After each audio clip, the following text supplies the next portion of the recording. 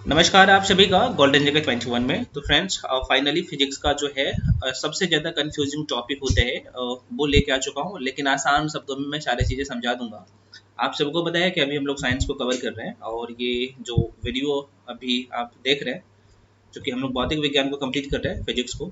तो चैप्टर का नाम ही है, आप सब यहाँ पे देख पा रहे हैं, कार्य, ऊर्जा और शक्ति। ठीक है, इंग्लिश में वर्क, पावर एंड एनर्जी। आपके सामने यहाँ पे सब कुछ है। ठीक है, क्वेश्चन कैसे कैसे पूछे जाएंगे एग्जाम में, और जितना यार बता दूंगा उसके बाहर क्वेश्चन नहीं जाएगा, मैं कई बार बता चुका हूँ। अगर आप इस चैप्टर को पढ़ना चाहे खुद से, अगर आपको लगता है कि मुझे एनसीईआरटी भी पढ़ना चाहिए, जो कि एनसीईआरटी का सारे पॉइंट, और आपको ये सारे पॉइंट एनसीईआरटी में भी नहीं मिलेगा, एक जगह नहीं मिलेगा, मैं आपको बता चुका हूँ। ठीक है, तो आप 9th क्लास की एनसीईआरटी और 11th क्लास की एनसीईआरटी में ये दोनों जगह ये टॉपिक आपको दिख जाएगा। तो चाहे तो जाके आप खुद से पढ़ सकते हैं, क्योंकि अगर मैं आपको पढ़ाता हूँ तो वो दोनों का कंपैरिजन यहाँ पे मेंशन कर देता हूँ। तो आशा करते हैं ये डाउट क्लियर। एक छोटा सा प्रश्न यहाँ से पूछ लिए जाते हैं कि कार्य का जो है क्षय मात्रा क्या होता है। ये छोटा सा प्रश्न हालांकि यहीं पे मैं लिख दिया हूँ, अभी मैं डेफिनेशन समझाऊंगा कि कार्य क्या होता है ना। कार्य जो है ऋणात्मक कब होगा, धनात्मक कब होगा, शून्य कब होगा, प्रश्न यहीं से पूछे जाते हैं, सब कुछ बताऊंगा। ठीक है, एक एक करके।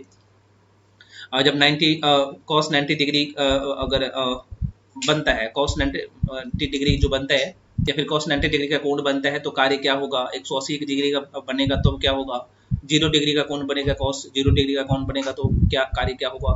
बहुत छोटे छोटे ये तो पॉइंट तो छोटे छोटे हैं, लेकिन यहाँ से प्रश्न भर भर के पूछे जाते हैं, तो सब कुछ बता दूंगा इस वीडियो में। ठीक है, तो सबसे पहले यहाँ पे देख लीजिएगा भाई, कार्य का जो ऐसा मात्रक होता है ये न्यूटन मीटर या फिर आप इसे जूल कहते हैं। जूल एक व्यक्ति का नाम है, अभी मैं बता दूंगा, जो कि इसके बारे में बताया था। ठीक है, उसके बाद यहाँ पे सीजीएस पद्धति में अगर कार्य का मात्रक पूछा जाए तो आंसर हो जाएगा अर्ग। ध्यान रखिएगा, और आप सबको पता है कार्य क्या है, एक अदिश राशि है, और सदिश राशि और अदिश राशि में आपको बहुत कायदे से पढ़ाया हूँ। कार्य की बीमा की मैं बात कर लूँ तो ये ध्यान में रख लीजिएगा, क्योंकि यहाँ से प्रश्न पूछे जाते तो ये MLT स्क्वायर, और ये टी है MLT, सॉरी MLT नहीं, ML स्क्वायर टी पावर जो है -2 है, यहाँ पे देख सकते हैं, तो ये इसका बीमा है। तो ये कुछ पॉइंट जो है आप थोड़ा सा ध्यान रखेंगे।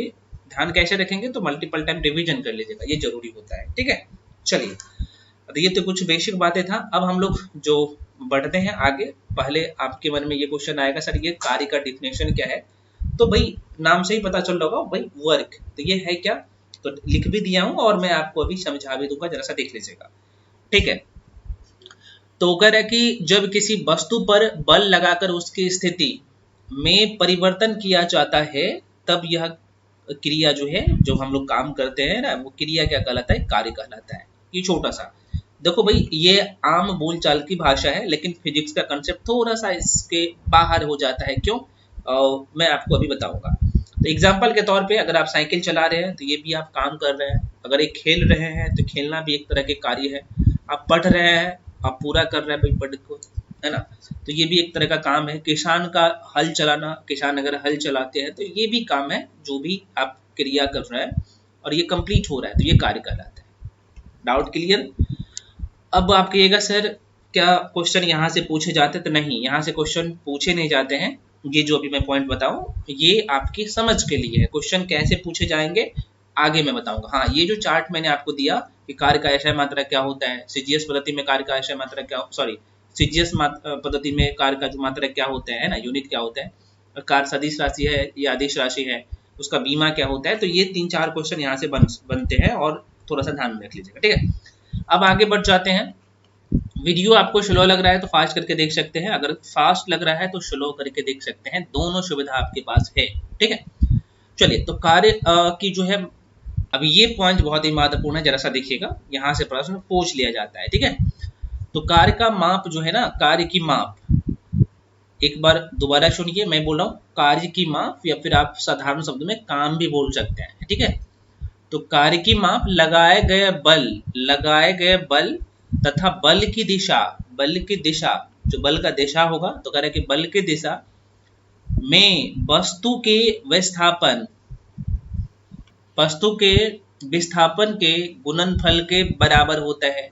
तो अगर आप यहाँ पे बोले तो आप कह सकते हैं कि सर इसका मतलब कार्य बराबर क्या होगा, यहाँ पे क्या होगा, तो आप कहेगा सर बल गुने विस्थापन। ये बल से मतलब होगा फोर्स, आप सबको पता होना चाहिए, है ना, और एस का मतलब होता है क्या है, विस्थापन। इसका शॉर्ट फॉर्म में बता चुका हूँ पहले, इससे पहले वाला जो क्लास करवाया था वहां पे, ठीक है। तो कार्य बराबर क्या होता है, बल गुले बल गुने जो है विस्थापन। यहाँ पे मेंशन भी कर दिया हूँ, कार्य बराबर बल गुने बल की दिशा में, इस लाइन को देखिएगा, बल की दिशा में ही जो है विस्थापन होना चाहिए, तब कार्य कहलाएगा, है ना। तब ये कार्य धनात्मक भी होता है, आगे मैं बताऊंगा। तो कार्य बराबर क्या होगा, ये बल होगा। तो मान लो कि ये कोई वस्तु है भैया, जरा सा देख लीजिएगा, इस वस्तु पे इधर से बल लग रहा है और विस्थापन भी इधर हो रहा है, ठीक है। तो ध्यान रखिएगा, तो यहाँ पे बल भी लग रहा है और यहाँ पे विस्थापन भी एक ही दिशा में हो रहा है। तो भाई कार्य का जो धनात्मक मान कब होगा, तो आप कहिएगा कार्य बराबर क्या होगा भाई, बल गुने बल की दिशा में विस्थापन, ठीक है। यहाँ पे लिख भी दो, W बराबर F गुने S।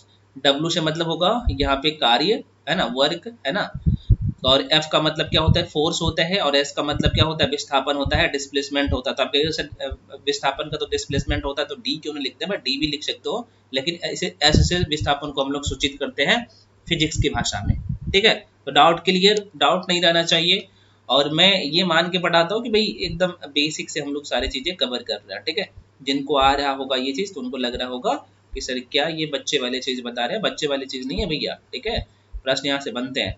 अब आगे बढ़ जाते हैं, एक क्वेश्चन थोड़ा सा ध्यान रखिएगा, हालांकि ये क्वेश्चन यूपीएससी में एक बार पूछा गया था, एक या दो बार मैंने देखा था, यूपीएससी के सीडीएस के एग्जाम में, ठीक है। यूपीएससी के द्वारा कंडक्ट किया जाता है, आपको पता होना चाहिए। तो कार्य के बारे में जो है ब्रिटिश वैज्ञानिक, जिसका नाम था, यहाँ पे क्या नाम है भैया, जिसका नाम था जेम्स प्रेसकार्ट जूल ने जो है, जेम्स प्रेसकार्ट जूल ने बताया था कार्य के बारे में। तो इसलिए मैंने आपको बताया कार्य का जो अक्षय मात्रक होता है ये जूल होता है ना, जूल होता है, तो ये इसके नाम पे ही रखा गया है, ठीक है। कार्य की मैं बात करूं तो कार्य जो है बल की दिशा में विस्थापन होना चाहिए, बल की दिशा में ही विस्थापन होना चाहिए, बल की दिशा में विस्थापन होना चाहिए, तब जो है कार्य होगा। ये बेसिक बातें मैं आपको बता चुका हूं, ओके, ठीक है फ्रेंड्स। चलिए आगे बढ़ जाते हैं भाई। ये सारे पॉइंट बहुत ही महत्वपूर्ण है, मैं फिर से कह रहा हूँ, आपको एक एक चीजें समझा दूंगा, आपको घबराने की जरूरत करते ही नहीं, ठीक है।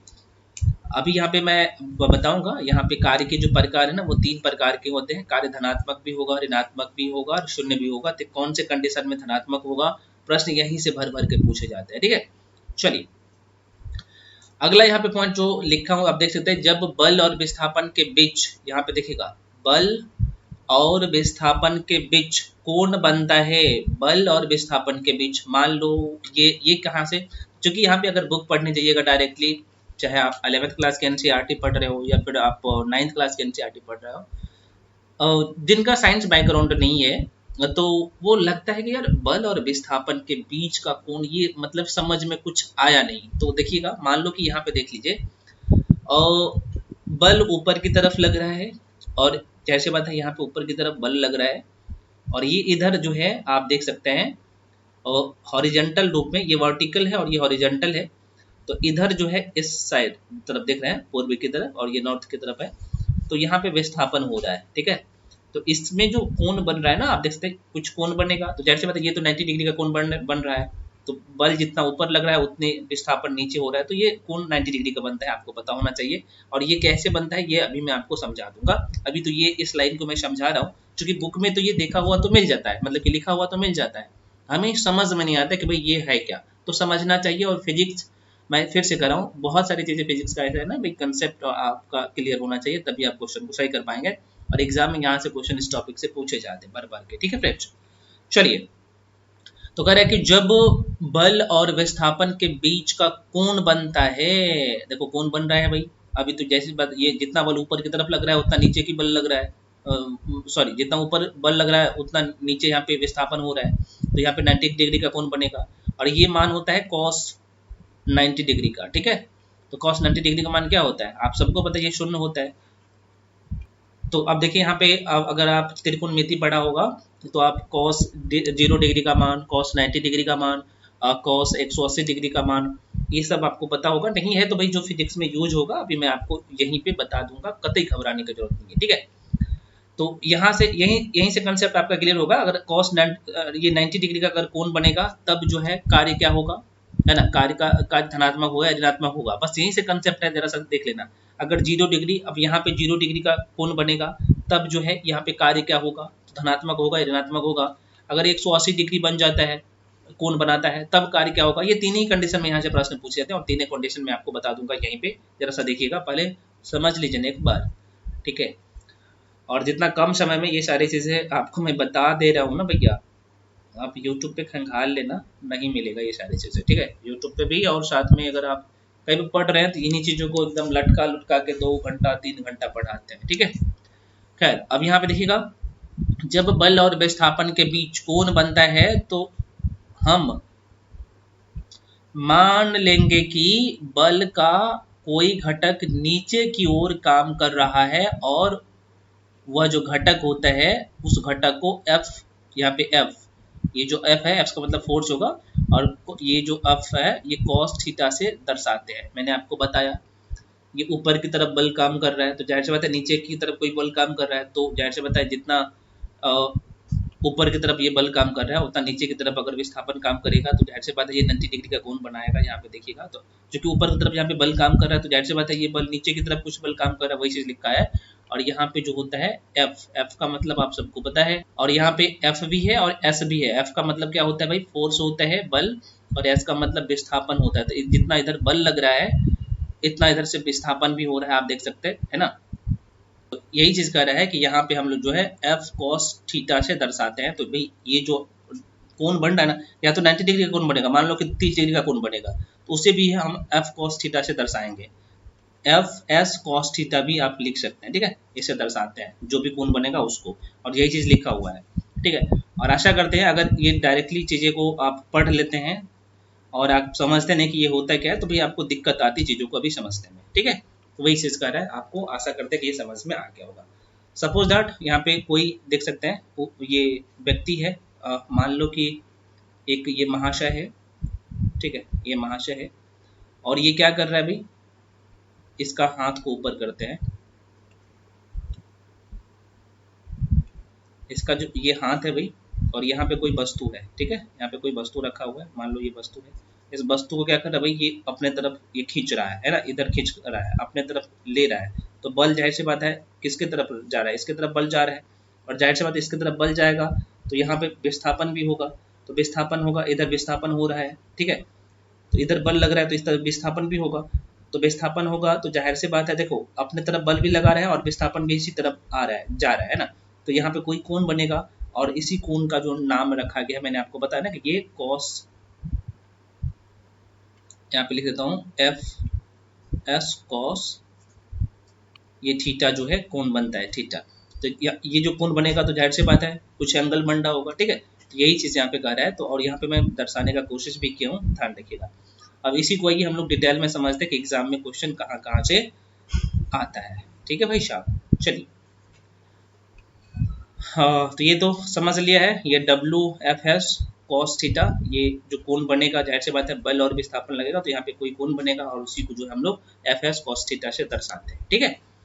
और कॉस थीटा का मान आप सबको मैथ में अगर 10th में पढ़ा भी होगा या नहीं भी पढ़ा है तो कोई बात नहीं, आप इतना वो मत कीजिएगा, अभी मैं आपको ये जो आपका यूज का चीज़ है वहीं पे बता दूंगा, ठीक है। तो यहाँ पे नोट में सारी चीज़ें लिख दिया हूँ, कह रहे हैं थीटा जो है, थीटा बराबर, अब वेरी वेरी इंपॉर्टेंट पॉइंट है, स्टार मार्क कर लीजिए इस लाइन को। तो कह रहा है कि अगर थीटा पर जो किया गया कार्य अधिकतम कब होगा, ये प्रश्न पूछे जाते हैं, ध्यान रखिएगा कि भाई कार्य के संदर्भ में थीटा का मान जो है अधिकतम कब होगा, तो जब शून्य पर जो है ये थीटा का मान एफ एस कॉस थीटा का मान क्या होगा भैया, यहाँ पे 0 डिग्री होगा, 0 डिग्री होगा। तो कह रहा है कि थीटा का मान 0 डिग्री होने पर किया गया काम जो है अधिकतम होता है और ये धनात्मक होता है। वेरी वेरी इंपॉर्टेंट पॉइंट है। मान शून्य कब होगा, तो कह रहा है कि कोण जब है ये एफ एस, मैंने आपको बताया कि ये जो cos 90 डिग्री का कोण बनाएगा, ये 90 डिग्री का कोण बनाएगा, cos 90 डिग्री का कोण बनाएगा, तो cos 90 डिग्री का मान क्या होता है भैया, तो आप कहिएगा सर शून्य होता है। तो कह रहा है कि जब मान शून्य होगा तो यहाँ पे न्यूनतम लिखा हूँ, ठीक है, तो ये मान क्या होगा, न्यूनतम होगा, लिख भी दिया हूँ, ध्यान रखिएगा। चलिए, अब प्रश्न यहीं से पूछे जाते हैं, ठीक है, जरा सा देखिएगा ये किस कौन से कंडीशन में ऐसा हो सकता है, जरा सा देखिएगा, ठीक है ना। एक बार में अगर वीडियो में समझ में ना आए तो दोबारा देखिएगा, और उसके बाद भी नहीं आए तो पूछ लीजिएगा, हम आपके लिए ही हैं और सारी चीज़ें मैं आपको बता भी देता हूँ, ठीक है। तो कार्य की प्रकार की मैं बात कर लूँ भैया, तो कार्य 3 प्रकार के होते हैं, है ना। यहाँ पे कार्य जो है मुख्यतः 3 प्रकार के होते हैं, लिख भी दिया हूँ। कार्य धनात्मक भी होगा, ऋणात्मक भी होगा और शून्य होगा। तो कार्य जो है, काम बोलिए, धनात्मक कौन से कंडीशन में होगा, ऋणात्मक कौन से कंडीशन में होगा और शून्य कौन से कंडीशन में होगा। इसका एग्जाम्पल को भी, इसका जो एग्जाम्पल है उसे भी अभी हम लोग देखने वाले हैं, और ये देखना भैया जरूरी है, और परीक्षा में प्रश्न चूंकि आते हैं यहाँ से, तो इसलिए जानना जरूरी है। अच्छा, एक चीज मैं यहाँ पे क्लियर कर दूं, इससे पहले जो भी क्लासेस मैं आपको करवा दिया हूँ, तो आप लोग क्या करिए, पहले वीडियो को देखिए, है ना। वीडियो स्लो है, मुझे पता है, वीडियो अगर स्लो लग रहा है ना, इससे पहले जो भी क्लासेस हो चुके हैं आप लोगों का, तो उसका वीडियो देखिए, उसके बाद पीडीएफ को बार बार रिवीजन करिए। मैं कह रहा हूँ ना, उसको करिए, रिवीजन करिए, और उसके बाद आप मॉक टेस्ट लगाइए, बहुत अच्छा परफॉर्मेंस होगा। मॉक टेस्ट में जो कुछ क्वेश्चन नहीं बनता है तो जाहिर सी बात है आपका समझ तो उस टॉपिक पे अच्छे से हो गया होगा। अब आप उस क्वेश्चन को देखेंगे तो आपको पता लग जाएगा कि अच्छा ये क्वेश्चन उस टॉपिक का है, तो आराम से जाकर उस टॉपिक पे अच्छे से मेहनत करिए। यही अप्रोच होता है पढ़ने का, यही तरीका होता है पढ़ने का, ठीक है। चलिए, हाँ, यहाँ पे आप देख लीजिएगा। हाँ, तो सबसे पहले हम लोग देखते हैं, मैंने आपको बताया कि भाई कार्य जो है, कार्य के प्रकार, तो ये 3 प्रकार के होते हैं। तो पहला जो है धनात्मक, यहाँ पे देखिए धनात्मक जो कार्य होगा, ये कौन से कंडीशन में होगा, कार्य जो है धनात्मक। तो आपने अभी हालांकि देख लिया होगा कि जिसमें विस्थापन और बल दोनों एक ही दिशा में लगेगा तो जाहिर सी बात है धनात्मक होगा, ठीक है। और ये 0 डिग्री का कोण बनाएगा, ठीक है। अब यहाँ पे देखिए कार्य धनात्मक कब होगा, पहले मैं आपको यहाँ पे जो लिखा हूं तो वो बता देता हूँ, उसके बाद समझा भी दूंगा, ठीक है फ्रेंड्स। तो कह रहा है, अच्छा, गुरुत्वाकर्षण बल आपने पढ़ा होगा कि पृथ्वी पे जो है गुरुत्वाकर्षण बल जो है, ये मान लो पृथ्वी है तो गुरुत्वाकर्षण बल नीचे की तरफ लगता है ना, ऐसा नहीं कि ऊपर की तरफ गुरुत्वाकर्षण बल लगता है। तो ये थोड़ा सा ये बेसिक बातें पता होना चाहिए, ठीक है। चलिए, तो अगर मैं यहाँ पे बात कर लूँ तो बल की दिशा में विस्थापन, तो आइए देखते हैं भाई, बल की दिशा में विस्थापन होगा तो कार्य क्या होगा, धनात्मक होगा। पहला पॉइंट इंपॉर्टेंट, प्रश्न ऐसे डायरेक्टली पूछे जाते हैं कि कार्य धनात्मक कब होगा। तो कार्य जो है धनात्मक तब होगा जब बल की दिशा में विस्थापन होगा, बल की दिशा में विस्थापन होगा, बल की दिशा में विस्थापन होगा, और ये 0 डिग्री का कोण बनाएगा। ये भी ध्यान रखना, 0 डिग्री का कोण बनेगा। और cos 0 डिग्री का मान क्या होता है, आप कहिएगा सर 1 होता है। और ये हम लोग त्रिकोणमिति पढ़ते हैं तो वहां पे पढ़ते हैं cos 90 डिग्री का मान कितना होता है, तो आप कहिएगा 0 होता है। cos 180 डिग्री का मान कितना होता है त्रिकोणमिति में, तो आप कहिएगा सर ये -1 होता है, तो ऋणात्मक होगा। तो ध्यान रखिएगा, ये तीनों वेरी वेरी इंपॉर्टेंट है। तो अब यहाँ पे कैसे ध्यान रखना है आपको, तो मैंने आपको बताया कि कार्य धनात्मक कब होगा, तो आप कहिएगा सर कार्य धनात्मक तब होगा जब बल की दिशा में, यहाँ पे एक मैप के थ्रू, मैप नहीं कहूँगा, डायग्राम के थ्रू मैं समझाता हूँ। ये कोई वस्तु है भैया, एक मिनट रुकिए, ये कोई वस्तु है, ठीक है। इस वस्तु में देखिए इधर से बल लग रहा है, मैं बोल रहा हूँ कार्य, इधर से बल लग रहा है, और विस्थापन भी जो है इधर ही हो रहा है ना, इधर ही हो रहा है। तो मतलब कि बल की दिशा में क्या हो रहा है, विस्थापन हो रहा है, बल की दिशा में विस्थापन हो रहा है, बल की दिशा में विस्थापन हो रहा है, तब क्या होगा, कार्य धनात्मक होगा। और एक शब्द में जो आप अभी यहाँ पे ये सब समझ लिए हैं, तो वही चीज यहाँ पे आप देख सकते हैं, मैं लिख भी दिया हूँ, ठीक है। तो कह रहा है कि बल की दिशा में विस्थापन जब किसी वस्तु पर बल लगाया जाता है और वह लगाए गए बल की दिशा में गति करती है, तो इस स्थिति में 0 डिग्री का कोण बनेगा। और मैंने आपको बताया इसे किससे दर्शाते हैं, जो भी कोण बनता है तो उसे जो है यहाँ पे cos थीटा से दर्शाते हैं, ठीक है। तो cos 0 डिग्री का मान क्या होता है, 1 होता है, प्लस का 1 होता है। तो कह रहा है यहाँ पे देख सकते हैं, इस स्थिति में 0 डिग्री का कोण बनता है और cos 0 डिग्री का मान 1 होता है। और मैंने आपको बताया अगर बल की दिशा में विस्थापन हो तो वो धनात्मक होता है। आशा करते हैं यहाँ पे ये चीजें समझ में आ गया होगा। अब क्वेश्चन ऐसे नहीं पूछे जाते हैं एग्जाम में, क्वेश्चन कैसे, चूंकि आपका समझ मुझे पता है कि धनात्मक कौन से कंडीशन में होगा, तो आपने समझ लिया है। अब क्वेश्चन यहाँ से पूछा जाता है, कार्य अच्छा, ऐसा जो स्थिति बनेगा तो स्थिति में कार्य जो है धनात्मक होगा और सर्वाधिक होगा, ये बेसिक बात है।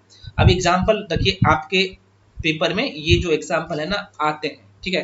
क्वेश्चन कैसे पूछेगा, जब बैलों की जोड़ी है ना, बैलों की जोड़ी, बैलों की जोड़ी, बैल मतलब समझ रहे ना, बैल।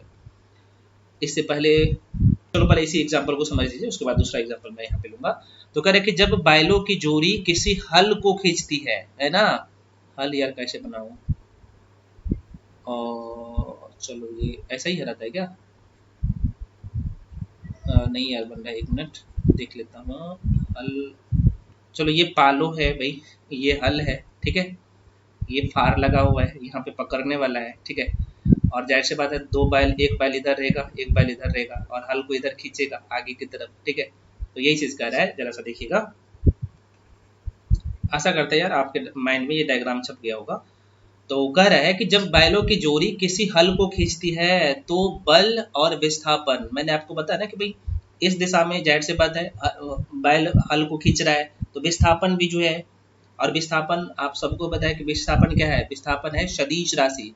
विस्थापन में क्या है, तो आप कहिएगा सर इसमें दिशा भी है, मैंने आपको बताया था कि भाई इसमें दिशा भी होता है और मैग्नीट्यूड होता है, परिमाण होता है, ठीक है, सदिश राशि में। तो यही है, और विस्थापन सदिश राशि। तो कह रहा है यहाँ पे देखिएगा, बल एवं विस्थापन दोनों एक ही दिशा में होते हैं, अर्थात कार्य धनात्मक होगी।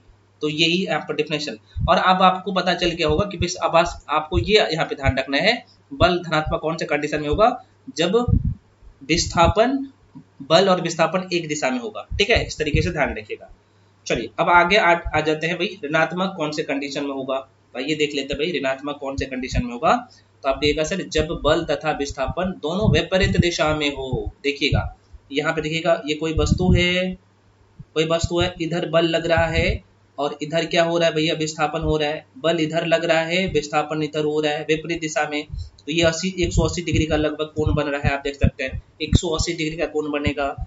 और कॉस 180 डिग्री का मान कितना होता है, तो आप कहिएगा सर -1 होगा, मतलब ऋणात्मक होता है। देखिए एकदम कंसेप्ट है फिजिक्स का, ये जो चैप्टर है कंसेप्ट है, और बुक को अगर आप पढ़िएगा, अगर ये चीज आप समझते नहीं है तो ये होता है क्या है, कैसे ये क्लियर होगा, तो यार वही चीज आपको लगेगा टफ, ठीक है ना। और लोग मैं देखा हूँ वैसा ही पढ़ा के निकल जाते हैं, रीड करके निकल जाते हैं, ठीक है। तो फिजिक्स को समझिए, इसलिए कह रहा हूँ कि साइंस में अच्छे स्कोर लाना है तो अच्छे से पढ़िए साइंस को, है ना। और ये चैप्टर मैं फिर से कर रहा हूँ, 11th क्लास 9th क्लास की एनसीईआरटी में आपको मिलेगा, न्यू एनसीईआरटी में। आप चाहे तो खुद से जाके पढ़ सकते हैं, अगर अब तो आपने समझ लिया तो जाहिर सी बात है इस चैप्टर को तो गर्दा उड़ा दीजिएगा। अब कह रहा है कि विपरीत दिशा में लग रहा है भाई, अगर विपरीत दिशा में बल लगेगा, बल और विस्थापन विपरीत दिशा में होगा, इतना ध्यान रखिएगा, तो ये कार्य क्या होगा, ऋणात्मक होगा। Doubt clear. तो कह रहा है कि जब बल तथा विस्थापन विपरीत दिशा में होते हैं तब बल द्वारा किया गया कार्य जो है ऋणात्मक होगा। अब एग्जाम्पल भी समझ लीजिए। तो कह रहा है यदि कोई व्यक्ति किसी वस्तु को पृथ्वी की सतह से ऊपर की तरफ फेंक रहा है, तो आप कहिएगा सर ये विपरीत कैसे होगा, तो भैया गुरुत्वाकर्षण बल नीचे की तरफ लग रहा है ना, तो बल तो नीचे की तरफ लग रहा है, आप देख सकते हैं, और वस्तु को आप ऊपर की तरफ फेंक रहे हैं, तो विस्थापन जाहिर सी बात है नीचे की तरफ हो रहा है, तो विपरीत दिशा में हो रहा है ना, तो यहाँ पे भी 180 डिग्री का एंगल बन रहा है, कोण बन रहा है, ठीक है। और इसका मान क्या, cos 180 डिग्री का मान क्या होता है, त्रिकोणमिति में अगर चाहे तो हम जाके देख भी सकते हैं। तो 3 को का मान ध्यान रखिएगा, cos 0 डिग्री का मान, cos 90 डिग्री का मान, cos 180 डिग्री का मान, ठीक है। हालांकि ये नॉमरिकल यहाँ से जो है ना, नीट और जेई के एग्जाम सब में प्रश्न पूछे जाते हैं, तो आपको नॉमरिकल बनाना नहीं है। अगर मैं यहाँ पे भी अगर चाहूँ तो अगर एक आधा घंटा का वीडियो और दो तो नॉमरिकल भी सारे बता सकता हूँ, लेकिन आपका जरूरत ही नहीं है नॉमरिकल से, कंसेप्ट आपने समझ लिया तो नॉमरिकल भी बना लेंगे, मुझे पता है, ठीक है। तो कह रहा है कि यदि कोई व्यक्ति किसी वस्तु को पृथ्वी की सतह से पृथ्वी पर गुरुत्वाकर्षण बल जो है ऊपर से नीचे की तरफ लग रहा है, आप सबको पता होना चाहिए। तो कह रहा है किसी वस्तु को पृथ्वी की सतह से ऊपर जो है ऊपर उठाता है, तो गुरुत्व बल द्वारा किया गया कार्य जो है ऋणात्मक होगा, बेसिक बात है। और मैं आपको ये तरीके भी बता दिया हूँ, अगर बल विपरीत दिशा में, बल और विस्थापन विपरीत दिशा में हो तो क्या हो जाएगा, मान ऋणात्मक हो जाएगा। और ये एफ सी जो लिखे ना, एफ का मतलब क्या होता है, फोर्स होता है, कॉस्ट 180 डिग्री है ना, तो ये थोड़ा सा ध्यान रखिएगा। तो इसका मान जो है -1 होगा, मतलब ऋणात्मक होगा। चलिए शून्य कौन से कंडीशन में होगा, वेरी वेरी इंपॉर्टेंट है यार, भर भर के प्रश्न यहीं से पूछे जाते हैं। कि कार्य का मान शून्य कब होगा। तो कह रहे कि जब बल तथा विस्थापन लंबवत में होता है। लंबवत में कब होगा? तो भैया एक मान लो कि यहाँ पे कुल्ली है, ये मान लो कि भाई ये कुल्ली है, ठीक है, और ये बोझ लेके जा रहे हैं, मान लो इसके सर पे ये कुछ जो है यहाँ पे कह सकते हैं कि मान लो कि ये 30 किलो वजन का जो है कोई वस्तु है, ठीक है, और ये बेचारे चल रहे हैं। तो देखिए बल तो ऊपर की तरफ लग रहा है ना, ऊपर की तरफ बल है, और विस्थापन जाहिर से बात है आगे की तरफ होगा। ये लंबवत हो रहा है ना भैया, देख लो लंबवत हो रहा है, तो कितने का कोण बन रहा है? 90 डिग्री का कोण बन रहा है। मैंने आपको बताया कि ये 90 डिग्री का कोण बनेगा, तो cos 90 डिग्री का मान क्या होता है? तो आपके एक अक्षर ये cos 90 डिग्री का मान होता है 0। आशा करते क्लियर हो गया होगा। तो देखो भाई वस्तु ऊपर, बल ऊपर है ना, और विस्थापन आगे, मतलब कि ये लंबवत लग रहा है ना, हॉरिजॉन्टल और वर्टिकल। आप इस तरीके से समझिए। तो आशा करते हैं ये भी समझ में आ गया होगा, और यही चीज मैं लिख भी दिया हूँ आगे, ठीक है। तो आप अब यहाँ पे देखिएगा, इसलिए मैं कह रहा हूँ कि डायरेक्टली आप लोग पीडीएफ मत पढ़िए, पहले वीडियो को देखिए, वीडियो को देखिए तब सारे कंसेप्ट मैं समझा देता हूँ, और उसके बाद आप पीडीएफ पढ़िए। तो एक बार कंसेप्ट को समझ लीजिए, उसके बाद पीडीएफ को पढ़िए ना, तुरंत समझ में आ जाएगा, जो कि आपने समझ लिया है, ठीक है। तो कह रहे कि जब बल तथा विस्थापन लंबवत दिशा में होता है तब बल द्वारा किया गया कार्य शून्य होगा। मैंने आपको बताया कि लंबवत दिशा में होगा। यहाँ पे आप देख सकते हैं बल ऊपर की तरफ लग रहा है और विस्थापन नीचे की तरफ हो रहा है, और यहाँ पे कितने डिग्री का एंगल बन रहा है? तो आपके सर 90 डिग्री का एंगल, और इसे हम लोग दर्शाते किससे हैं? तो आपके सर ये जो है F cos theta, F S भी लिख सकते हैं। एफ का मतलब होगा बल है ना, फोर्स, और एस का मतलब होगा विस्थापन। तो एफ एस कॉस थीटा का मान कितना? 90 डिग्री का कोण बना रहा है, ठीक है। तो ये लंबवत बनेगा तो मान क्या होगा? शून्य हो जाएगा। यही चीज कह रहा है, न्यूनतम मान होगा शून्य होगा। अब कह रहा है एग्जाम्पल जरा सा देख लीजिएगा, जब कोई कुल्ली सिर पर बोझ उठाकर प्लेटफॉर्म पर चल रहा है तो वह कोई कार्य नहीं करता है। तो इसका जो कार्य होगा ये धनात्मक होगा या ऋणात्मक होगा या फिर शून्य होगा? तो भैया ध्यान रखना ये शून्य होता है, और यही प्रश्न पूछे जाते हैं, ध्यान रखिएगा ना, क्योंकि उसका कार्य जो है गुरुत्वाकर्षण बल के लंबवत लगता है, गुरुत्वाकर्षण बल के लंबवत लगता है। आप सबको पता चल गया होगा। यही भी मैं लिख भी दिया हूँ कि एफ कॉस थीटा ये 90 डिग्री का कोण बनाता है, इसका मान क्या होता है? 0, ठीक है। तो आशा करते हैं ये क्लियर हो गया है फ्रेंड्स, इतना ही आपको यहाँ से ध्यान रखना है। तो चूंकि कल के क्लास में ये टॉपिक हम लोग पूरा कर लेंगे, कल मैं आपको जो है यहाँ से अभी हम लोग कार्य को समझ लिए हैं कि कार्य क्या होता है ना, कार्य के बारे में कितने क्वेश्चन बन सकते हैं भाई यहाँ पे बता दिया हूँ सारी चीजें। कल जो है हम लोग शक्ति और ऊर्जा दोनों को पढ़ लेंगे बहुत अच्छे से, ठीक है। तो ये पूरा चैप्टर कंप्लीट हो जाएगा, और आपकी जो है यहाँ से 1 से 2 क्वेश्चन रहता ही है, ये पक्का हो जाएगा, ठीक है। तो आशा करते हैं आपको सारी चीजें समझ में आया होगा। अच्छा, मॉक टेस्ट के लेके बोल रहे थे भैया, मॉक टेस्ट पे काम चल रहा है, और मेरे द्वारा जो भी चीजें दिया जाता है तो आप सबको पता है ये एग्जाम रिलेवेंट होता है, एग्जाम रिलेटेड होता है, एग्जाम बेस्ड होता है सारे चीजें, ठीक है। तो उस पर काम चल रहा है, मॉक टेस्ट उम्मीद है कि भाई बीपीएससी के लिए मॉक टेस्ट जो है शुरू हो जाएगा वो 20 मई से, उम्मीद है 20 मई से 20 से 21 मई से मॉक टेस्ट जो है आप लोग का शुरू हो जाएगा। फुल लेंथ मॉक टेस्ट एकदम गर्दा आप लोगों को उड़ाना है और अच्छे स्कोर भी करना है, ठीक है। तो फ्रेंड्स मिलते हैं अगले वीडियो में। इसके बाद भी जो भी डाउट या कंफ्यूजन है तो आप लोग पूछिए, कोई दिक्कत नहीं है। कंप्लीट पीडीएफ आपको जैसे ही यहाँ पे पूरा फिजिक्स कंप्लीट हो जाएगा तो मिल जाएगा। जैसे आप बाकी सेक्शन आप देखे होंगे जो कंप्लीट हो गया तो उसका पीडीएफ मिल गया है, तो वैसा ही जो है जैसे फिजिक्स पूरा कंप्लीट हो जाएगा तो उसका कंप्लीट पीडीएफ मिल जाएगा। हाँ, आपको क्लास वाइज पीडीएफ तो मैं अभी दे ही रहा हूँ, ठीक है।